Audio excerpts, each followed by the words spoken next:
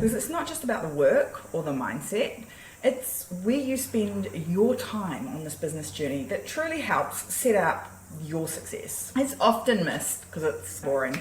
Mum used to say when you were a teenager that you'd feel better in a tidy room. Turns out it's true. Your environment, the space you spend both your life and your business in, holds the power to shape your mindset before you even start setting intentions for the day. Yeah, ladies, we're talking environment before mindset, because let's face it, cultivating a powerhouse mindset is really hard sometimes. But if you have a space that whispers, you got this, every single moment, it makes things so much easier. Whether you're tuning in from the streets of New York or the islands of New Zealand or somewhere in between, grab your favorite cuppa and let's unravel how your surroundings can absolutely boost your business success. One of the things I understand now more than anything as a mother is how much our environment impacts us as individuals. It impacts how our brain's working, it impacts what's showing up for us on a day-by-day basis. And I often see my brain health, my mindset going downhill in the environment that I'm operating in. Before I know it, I start to see piles of doom.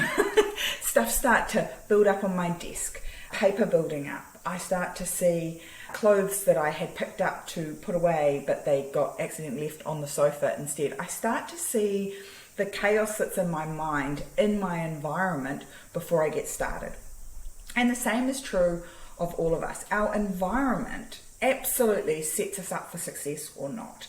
And when you are operating in a business world, you have many things that you have to take care of, that having a chaotic environment to operate in is making it worse. In fact, I say to my clients all the time, just based on what I can see behind them on a Zoom call, that I can tell how they're doing. Because when you start to get chaos in your space, you get chaos in your head. There's lots of quotes around, I'm sure you've seen them, that talk about tidy desk, tidy mind, all those things that you say. And I say often now, oh my goodness, Mum was right. She will love hearing this, I'm sure.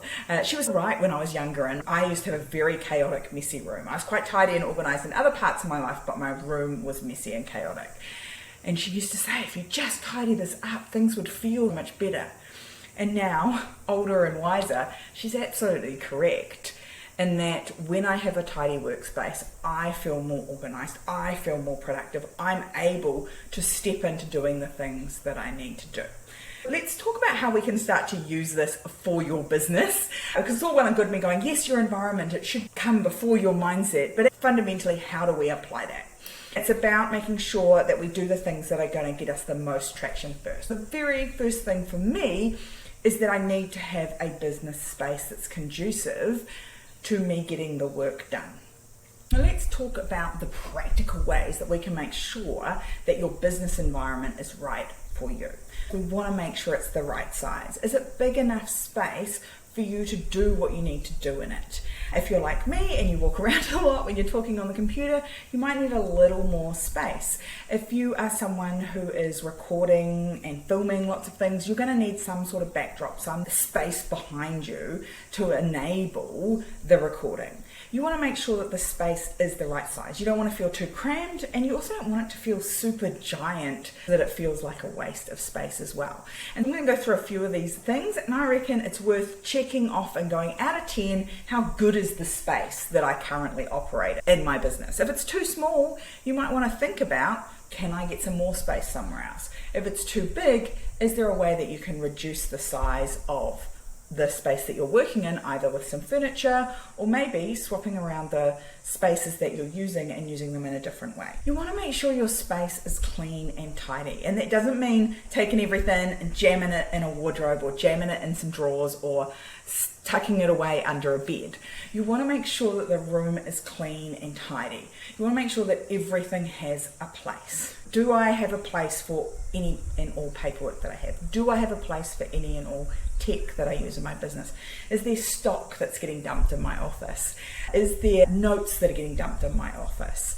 I always talk with clients where for some reason the office of the person that runs the place becomes this dumping space of stock and new uniforms and just all the stuff that it takes to run a small business, when actually we need to find a space to put that in storage. How clean and tidy is my space? And again, give it a score out of 10, because if things are edging towards that 7 and below, you want to think about how can I start to make some changes here that will enable me to have a better space to work in.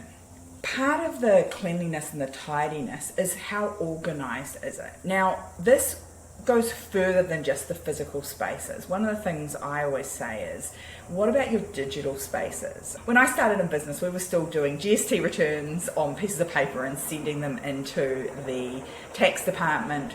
We were still everything we did on paper. There was a lot of paper involved, and we had to have filing cabinets and folders, and there had to be a nice tidy way to organize the paper. Now, all of that stuff, for most of us, lives in digital format. And how do you make sure that your digital spaces are well organized, that you can find stuff, that it's logical, arranged in a way that everyone can find what they need? Inside the Moxie Movement, we use a success map, because this is what structures every part of our business, and it also is a great way to organize our files as well. It means that we can find everything whenever we need it, because everything's organized in the same way. Think about, how is your business environment organized? We're not just talking about your physical spaces, but we're thinking about your digital spaces too. And newsflash, that means your phone with the 342 screenshots you took yesterday, that is also disorganized. And if that is disorganized, it is going to impact you massively. Make sure you're tidying up those spaces. She says, sitting here looking at her computer screen going, holy moly, there's a lot of screenshots on your desktop, woman. You need to go and tidy that up. This is something that I apply to myself consistently, where I'm going through those spaces and tidying them up. I also think about that in terms of, what am I doing in my social media spaces and what am I doing in my email inbox? Because if I'm not super organized, this one starts to impact the next category that's really important in terms of your environment. If I'm not really organized in how I'm screening my social media or screening my emails, I'm like you too. I go and subscribe to things because I'm interested in them, and then I just get more and more emails, and it starts to block up my subscriptions email. And if I feel overwhelmed and heavy and like I'm carrying around a lot of stuff, it impacts my energy. I want to look at my physical spaces first and foremost. How does the energy feel? Does it feel light and energetic and fun? Does it feel productive? Does it feel focused? Does it feel calm? What does it need to feel for you? What's the energy in your space?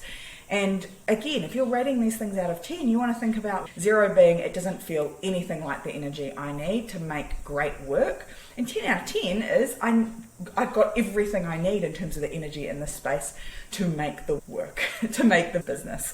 Yeah. One of the things that I think about there is, who am I following on social media? What am I subscribed to? What are the energy levels coming out of that? What are the vibes coming out of that? We want to vibe check that stuff. And you know that by yourself. Does the energy feel good? If it doesn't, what do you need to do to up the energy? Who do you need to unfollow? Who do you need to follow? Who do you need to subscribe to, and who do you need to unsubscribe to make sure your online spaces and your physical space are high vibe and high energy for you? You can get the best results in your business.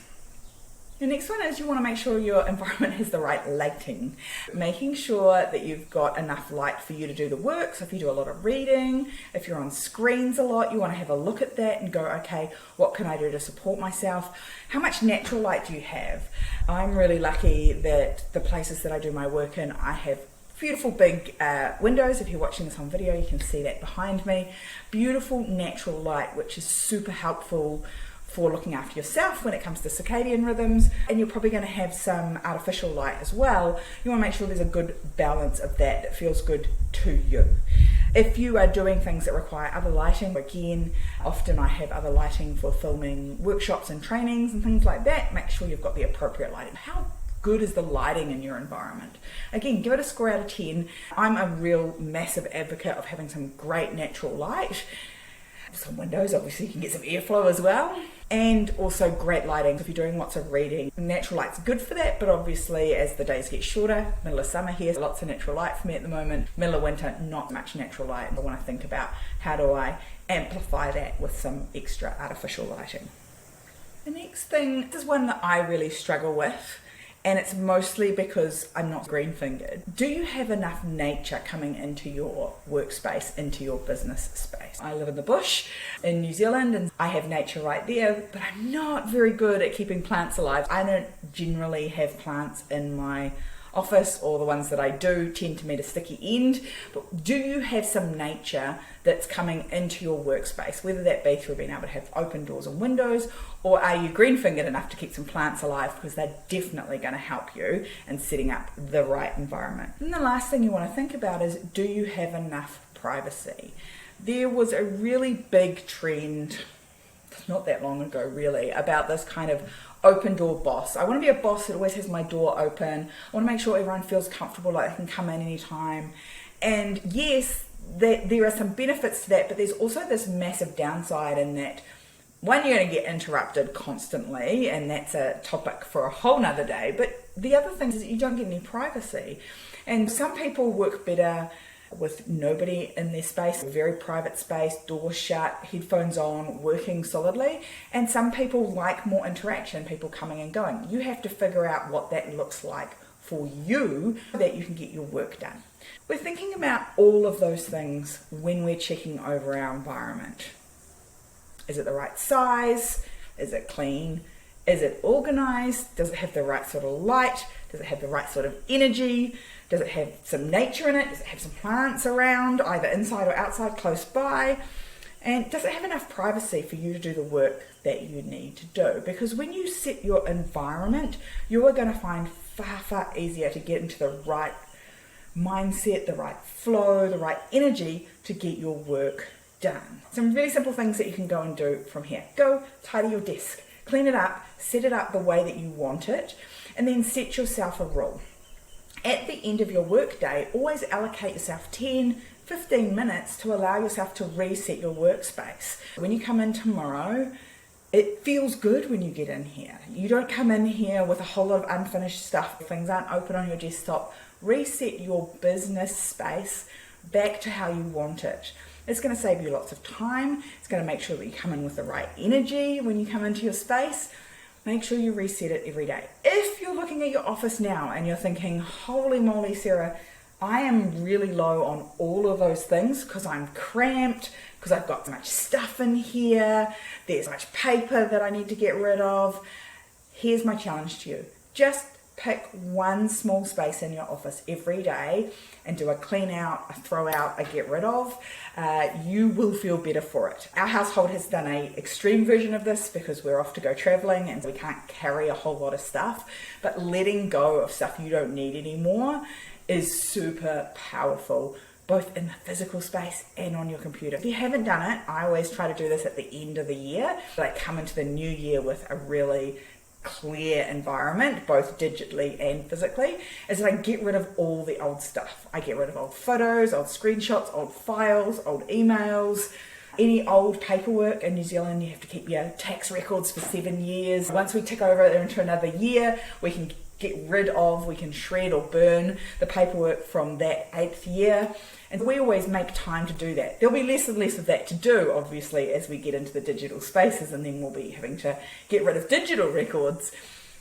But having that clean out and making space in your environment changes the game. And when you do it, you're going to feel much more clear, much more focused, and have much more space to do the work, both in your head, in your brain, as well as in your physical environment.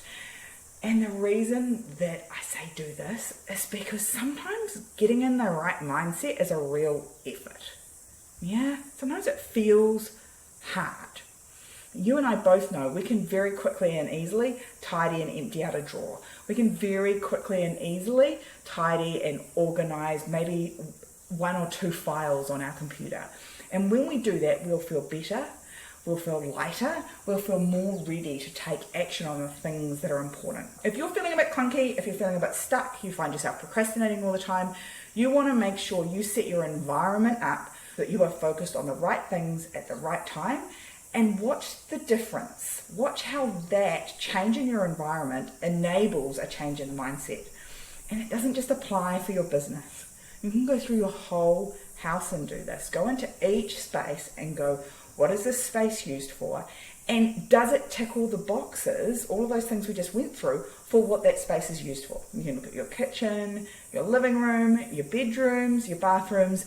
Have we got the right environment for each of those uses so that we can get the best out of our business and our life in our living environment? Remember, the space we curate around us aren't just backdrops to your daily lives. Let's commit to creating environments that reflect our power and potential. And remember, you're not just building a business, you're crafting a life filled with purpose, passion, and yes, a little bit of Moxie.